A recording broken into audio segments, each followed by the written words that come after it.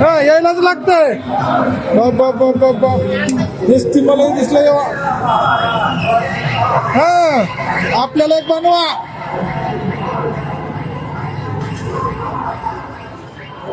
हा हे काय साय आपल्याला बनवले का हो मालक. दूध किती विकताव? किती विकताव दूध? 300 लिटर दिवसाला? बाबा किती रुपयाला ग्लास आहे? 25 रुपयाला. नारायणगाव मध्ये यावं लागेल का? हो. काय नाव आहे दुकानाचं? श्रीराज. श्रीराज. बरं बरं बरं. श्रीराज मसाला दूध यायलाच लागतो.